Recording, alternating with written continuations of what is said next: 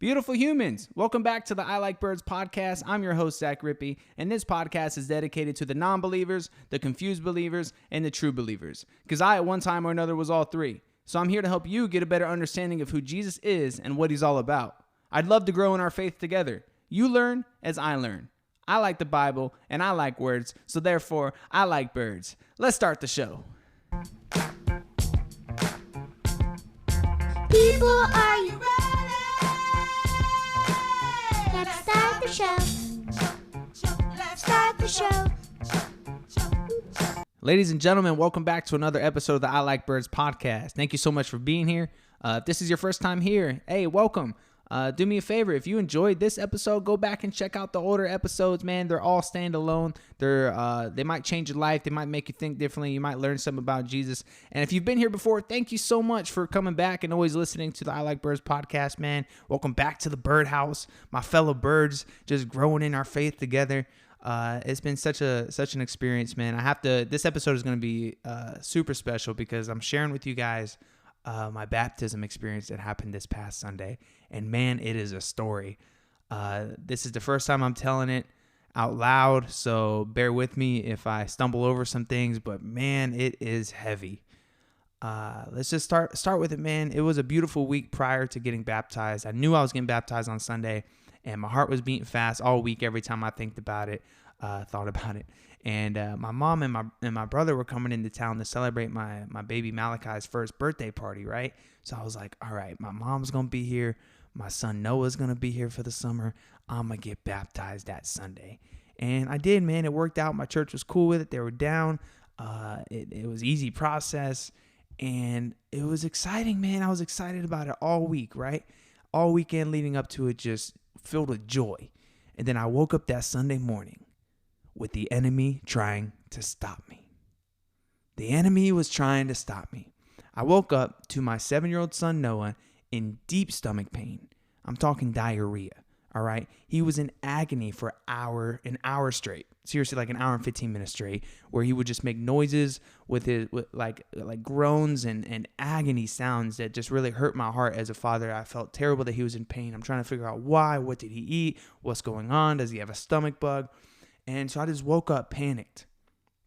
And my son, man, I'm thinking to myself, when he's sick and when he's feeling this way, I'm thinking to myself, is my son not going to see me get baptized?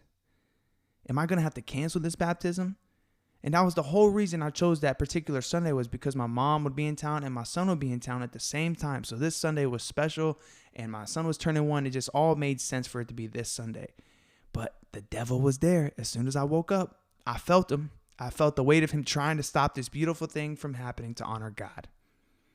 So I had to go to Walgreens to get my son some medicine less than an hour before church. I remember driving there and it was 10:07. I had to be at church at 10:45, and I've never been to this Walgreens before. And it was 7 minutes away, so not that bad, but still.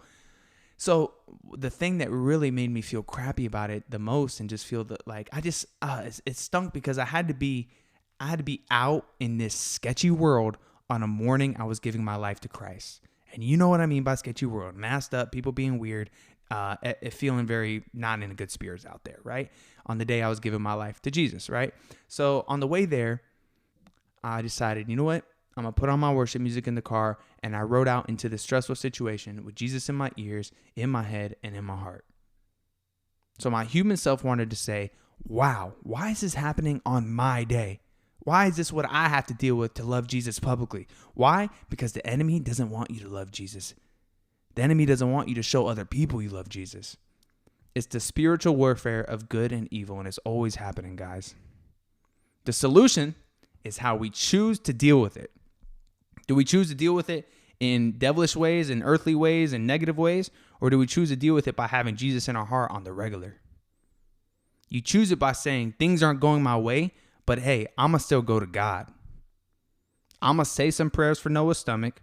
I'm going to text my prayer warriors to say some prayers as well. Thank you, Mama Cheryl and Catherine and everybody else involved. I'm going to say a prayer for this day, and I'm going to find a way to get my family to that church. But first, I'm going to go get some medicine. I'm going to go get some Gatorade, and I'm going to get some Tums because my stomach hurts now too.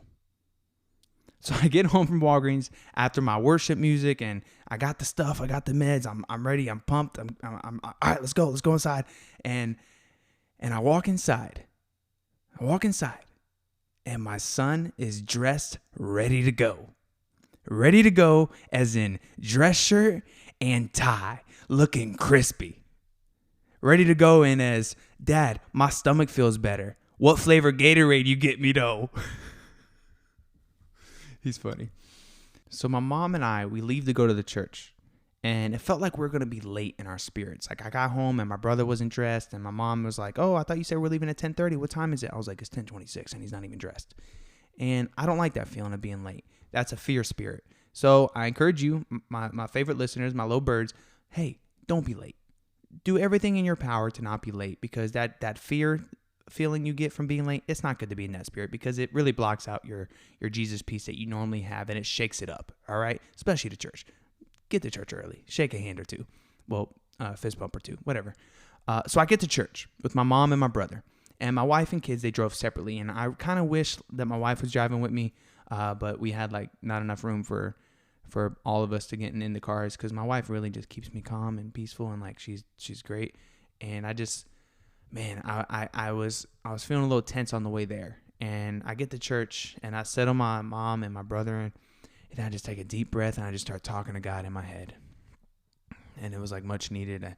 The sanctuary was empty because we were there a little bit earlier than everybody else comes in, and it just felt good to be in the empty room and just really, I don't know, it felt like my future of being in an empty church and just kind of like planning my weekend message of what I'm going to be doing. It really felt that way, and it felt special, and I just had my moment with God. And then I met with one of the student pastors that was sent me up over the phone as far as getting registered for the baptism. And he met up with me. He goes over with everything of how it's going to happen and whatnot, and gives me all the rundown, right? And then I meet with one of my pastors that is one of my friends, right? His name is Dustin, and he's a good buddy of mine. He's a connections pastor, executive pastor. He preaches dope. We have a good relationship. He's actually been connecting me a lot as far as what I need to be doing to pursue this journey. And he was actually going to be the one baptizing me. So as soon as I saw him, I felt more at ease. And since he was my friend, I ended up telling him how my morning went. And he said what I needed to hear. He confirmed what me and my wife said, that the enemy is basically trying to make this day not happen. But Dustin said the enemy's trying to stop you from getting closer to God, or something along those lines. But that really hit me. The enemy is trying to stop you from getting closer to God. And my heart sank as my heart started pondering this deepness of this, right? My mind started pondering the deepness of these words and what it meant. So then I went upstairs and I got changed for the baptism. And I was left alone for about 15 minutes in there in this room above the whole congregation behind in the cut, And man, I was just up there and I was just praying. I was praying that it goes well. I was praying that he be with me. I was praying for so many things as far as just the way I talk to God, And then I was like, what actually helps me pray better is reading a little bit of the word and then praying. So I opened up my Bible app on my phone and I read Proverbs 22 and 23, just random chapters that I just felt so much, even just from reading that, because Proverbs is beautiful. And I just felt so much peace in my heart knowing that I was doing the right thing in this moment. And I'm doing what needs to be done in my heart as a dedication and a declaration to the guy who died for us. So the worship band just finished their last song, and it was now my time. The song ended, and so much comfort and peace flowed through my body. I thought nerves would be running through me because it was out of my comfort zone. It wasn't in my element. I don't really know too many people at my church. My family was there, and my wife's family was there. They squatted up for real.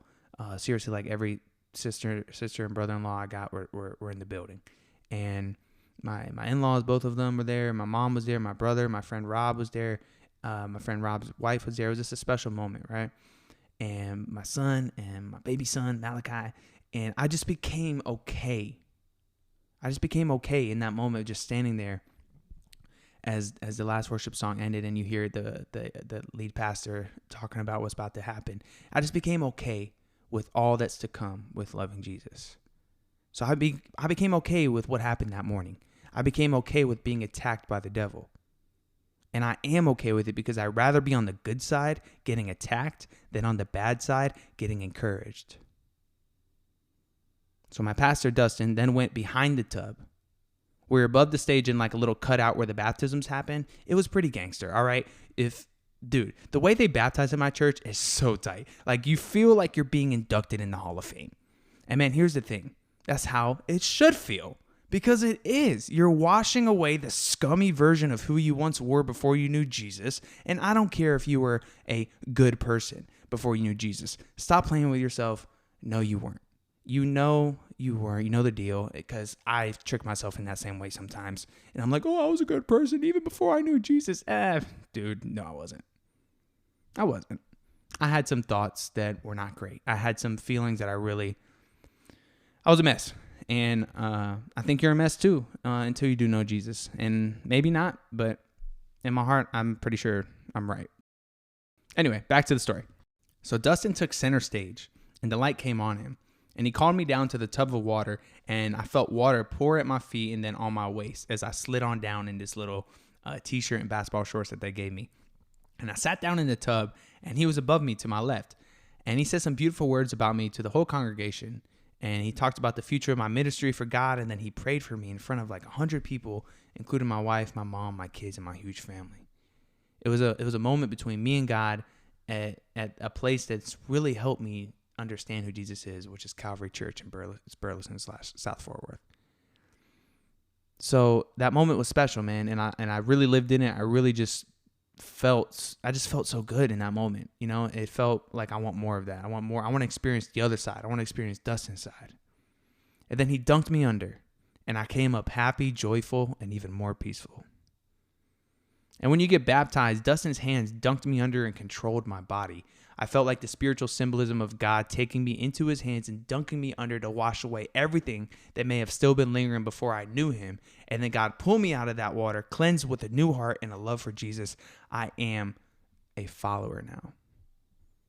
I have chosen in my life to put on for Jesus.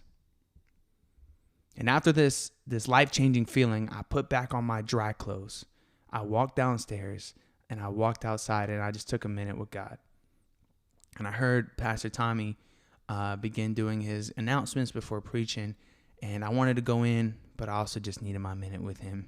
And with me, I just felt like we were just in that moment. We're in that little pocket together, and I felt so connected to him in that moment because I just did something big for him.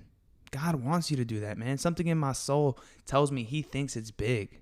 It makes his heart happy. It makes you one of his main people on this earth and in the heavens one day. So I took that minute and I felt it.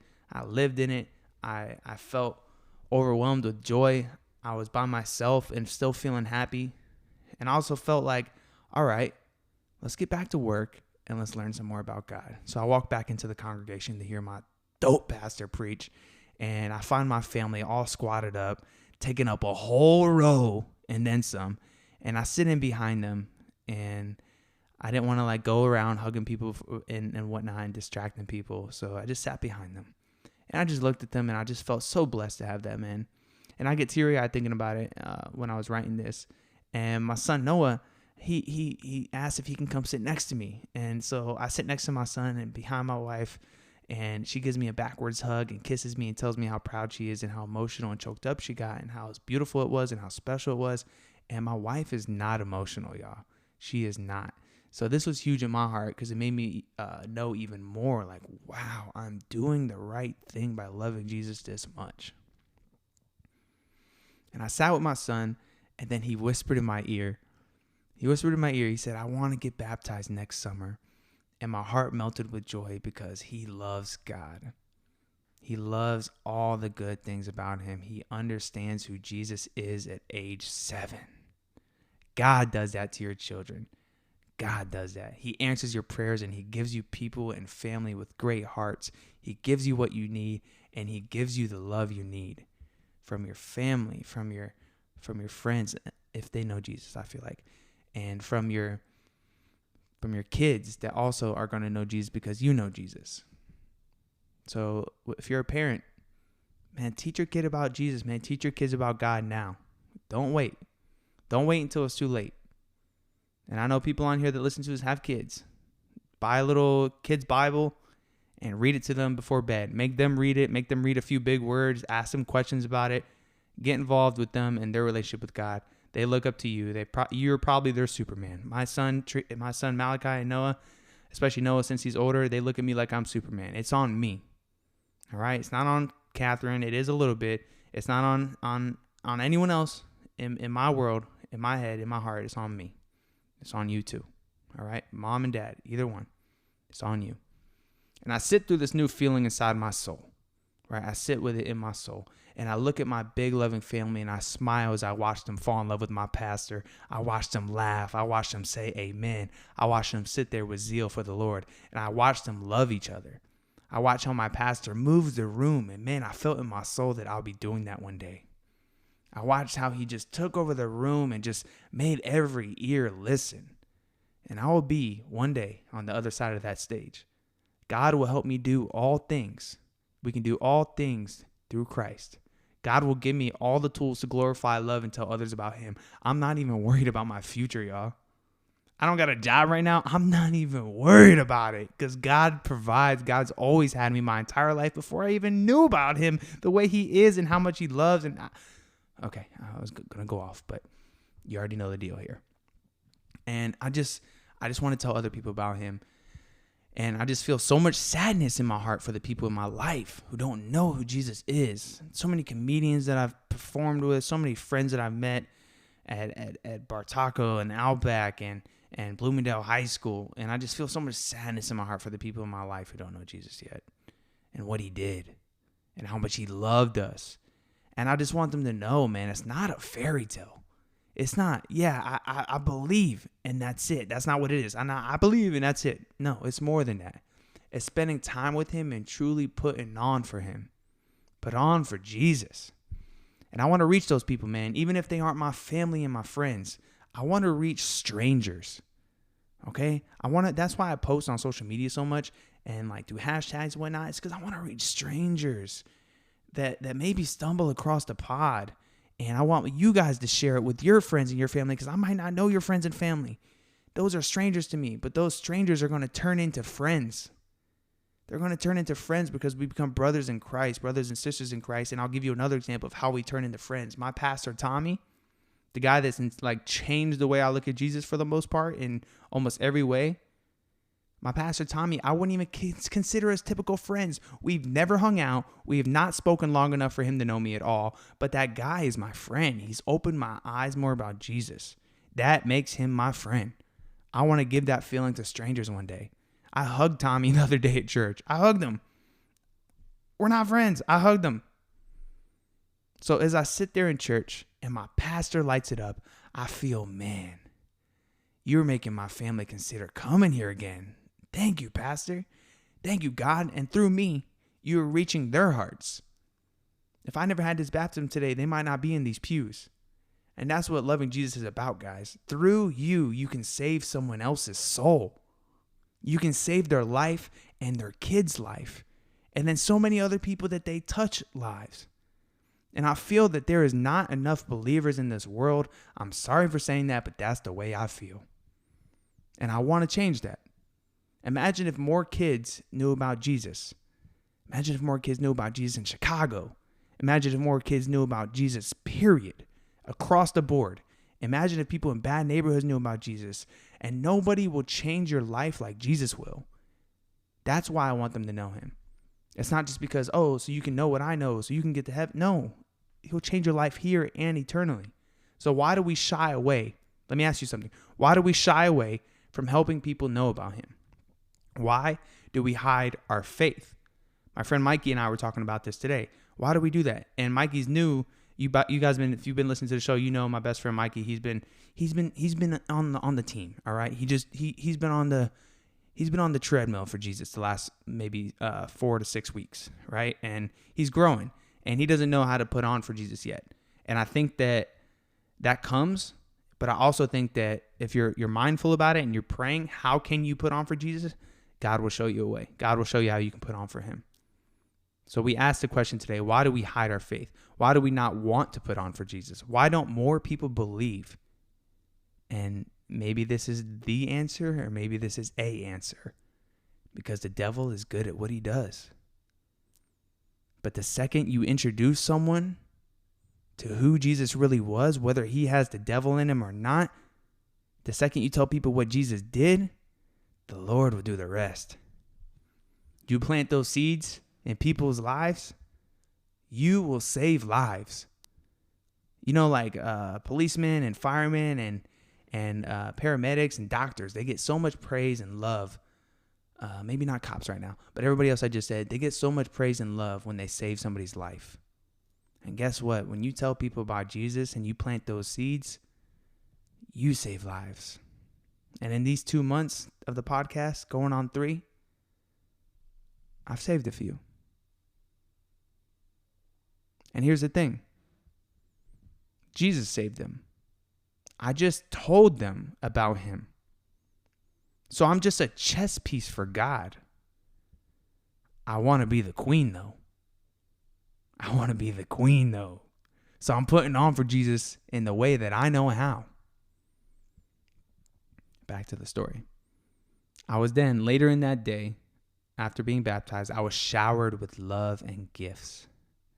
My mother-in-law, Cheryl, whom is a second mom to me in my heart, she gifted me a brand new Passion Translation Bible. Beautiful Bible. The Passion Translation, dude, oh my God, it's so good. The words in it flow so poetically, so beautifully, and so powerful. It's modernized. It's crispy. All right. So I seriously, if she didn't give me that, I was honestly going to buy it myself. I seriously would pay the money to get that if you're a Bible reader. And if you listen to this show, you're a Bible reader. Okay. Maybe not every day, but you're a Bible reader. Because that's the only way to really know Jesus. All right. On an intimate, personal way. You know, I mean, maybe it's this podcast, which is awesome, but also, you know, read a couple chapters. Anyways, she gifted me that, right? She gifted me that beautiful Bible with a beautiful note and a prayer for me.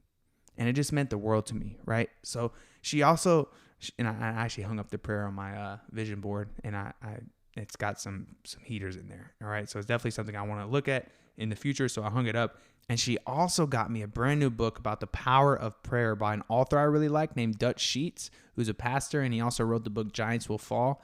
And dude, man, books are just a weight in my heart. And she knows me well, and she just really just showed me how much she loves me and supports the journey I'm on. And she's been a big voice in my corner as far as the conversations we have is really just expanding my mind. And I go to her for most questions about Jesus and whatnot. And she's usually on point, man. She's always got an answer for me, I feel like. And she's just someone that's super important in my life. And I can't wait to just keep having more and more talks as life progresses. And yeah, man, I was just super grateful for the gifts that she got me. And then my sister-in-law, Abigail, who is seriously so supportive of this podcast. And she's such a friend in my heart, right? I'm just so glad she's in my family, man, because it's dope because I have such an individual relationship, right, with almost all of my wife's siblings. And it happened like that over time, you know, and I don't feel like other in-laws or whatnot have that, but I feel like I have that with each one, and it's been really special. And Abigail, man, me and her are tight. We're both deep thinkers, right? And I just talk more than she does. But if she was an only child like I was, or the older child in the family, I think she'd be the chatty one of the two of us. But anyway, she just calmly comes up to me, right? And she says, I have something for you. And I was like, is it a hug? And then I hugged her. And then she says, no, let's go inside. And then she whips out a beautiful 8x10 canvas with a breathtaking painting of a blue sky with godlike clouds and the bird that I used for the I Like Birds cover.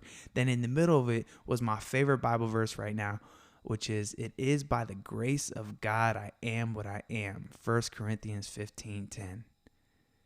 And man, it was just so special to receive both like those gifts from my family. And man, it was just, it just made the day even more special. It made it memorable. Like every time I look at that canvas, I'm going to remember the day I got baptized. You know, the day, it was also the day my son's birthday party was. And just a great day to remember as far as life goes, you know? And talk about the love of others who also love Jesus. Did you guys just hear that? Talk about the love of others who love Jesus, man. God has blessed me these last few months, man. Blessed me with just knowing him. He's been blessing me my whole life, dude. And I can't believe it. I can't believe I got a girl like Catherine to marry a schlub like me. We were talking about that tonight. I was like, what were you doing? She's like, I shouldn't have married you because you didn't love Jesus like I love Jesus, but I wasn't as strong in my faith as I should have been at that time. But I also knew that God had big plans for you and you were a good man and you'd come around eventually. Like she had faith and God basically spoke to her and saying that, yeah, gave the thumbs up. But anyway, she married a lukewarm Christian and had faith in me as a man. How crazy is that? God told her it was okay to marry me. God blessed me before I knew I was blessed. By the grace of God, I am what I am. And that's on a canvas now for me to look at every day.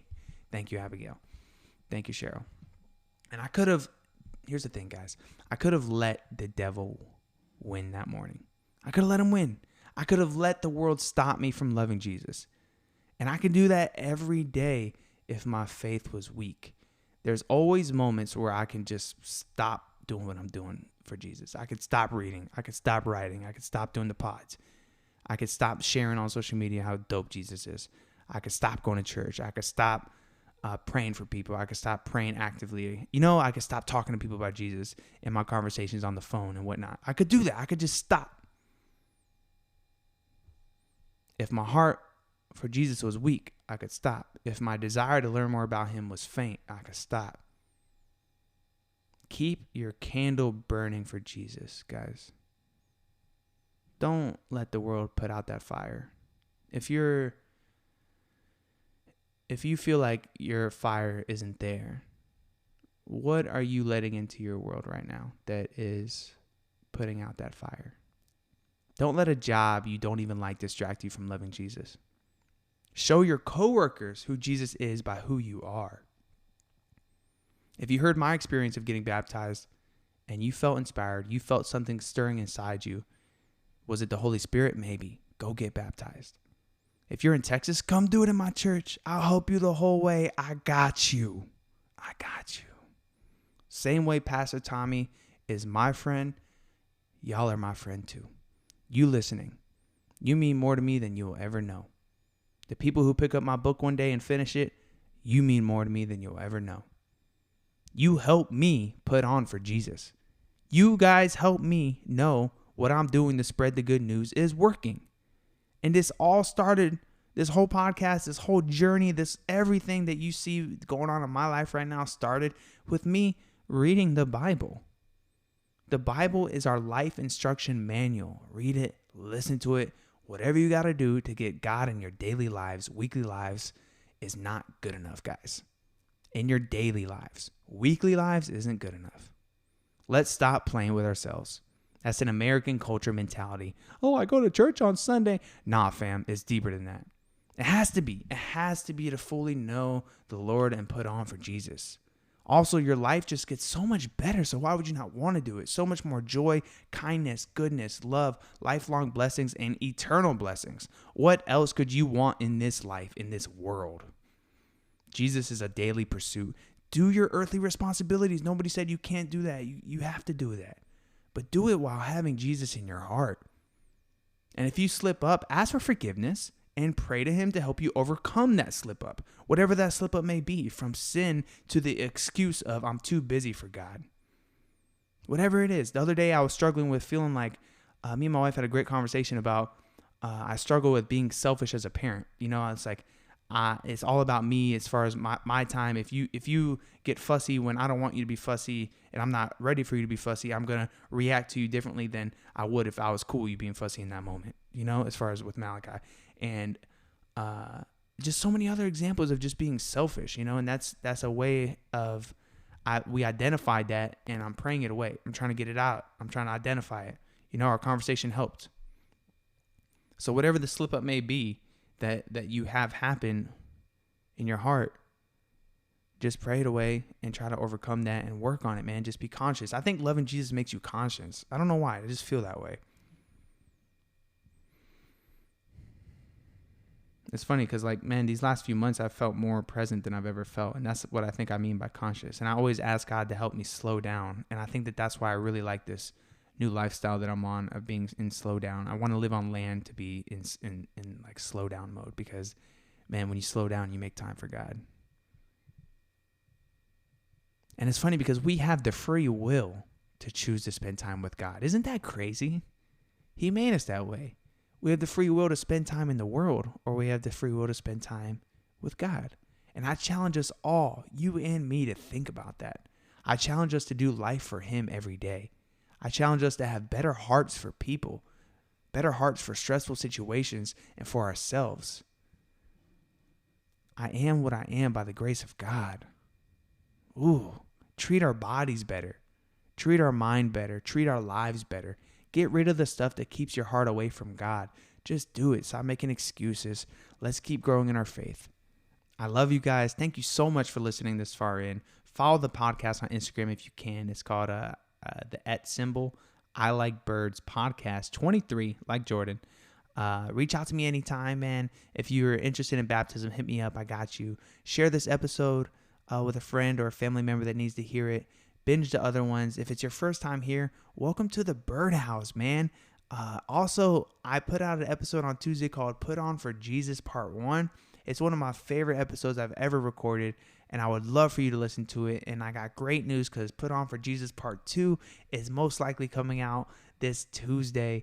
I had to drop this one on Friday because, man, in my heart, I just wanted you guys to hear about the baptism experience because I was so excited to share how it was and how it felt.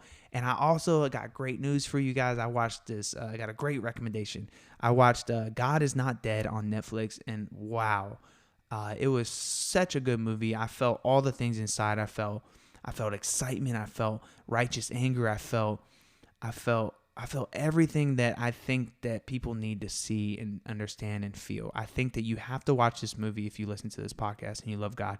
It's about this college student who's a Christian who signs up for a philosophy class, and he needs it. He needs the A. He needs the credits. He's trying to be a lawyer, and his philosophy teacher, professor, I don't know why I say teacher all the time, professor, basically made everybody in the class write on a piece of paper that God is not dead on the first day of class, so that the future teachings of the class will be without question. As far as all the philosophers that they study were all going to be atheists and whatnot. And then everybody on the class wrote God is not dead except for this one kid, and then which is the Christian kid.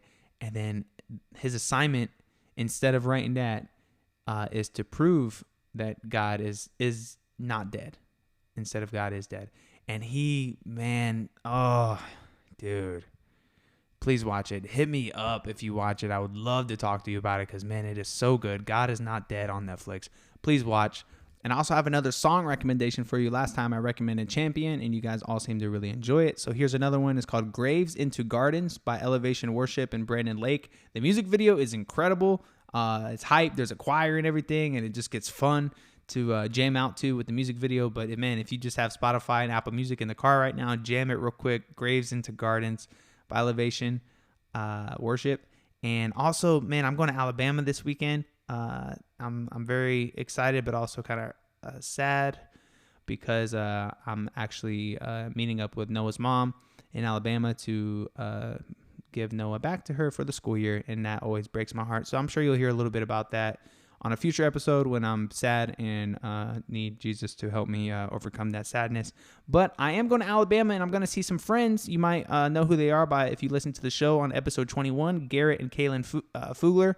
We're linking up. We're going to stay with them while we're out there. And they actually, remember in the episode when they talked about their nonprofit that they wanted to start, they launched it 2 weeks after the episode. They put their words into action, and let's go. It is called Operation RoyaltyRescue.com for human sex trafficking to end. They're doing some huge things. They're organizing walks and marches and raising awareness and getting people to donate to help victims. Their future goal is to have a beautiful campus laid out so the victims can go and learn about Jesus and also get well nutritioned and back to where, they're going to be saved. They're going to be redeemed. They're going to be saved in the name of Jesus. We're praying over all of that. And I'm going to find out more information about the nonprofit when I go see them. So expect to hear more about it on the show. I just want to give you guys a little heads up and check out the website, Operation RoyaltyRescue.com. OperationRoyaltyRescue.com. Check out Talk with Kay podcast. Hear more about it, I'm sure. And also check out the Subi Project, man. You already know I put on for them. They're deep in my heart. I can't wait to go out there in Uganda, Africa, and minister to some people out there one day and just really see a different world, man. So you guys check it out if you can. And thank you for tuning into the show. As always, it means the world to me that you're here. I hope you guys gained something from this episode, even though it was a little bit me-centric. I hope you guys learned from it. You took something away from it. I tried to just give you guys my heart as much as possible. And put on for Jesus Part 2, man. It's coming out soon. It's heavy. Part 1 was fire too. So I love you guys. Thank you for listening. And I like chickens.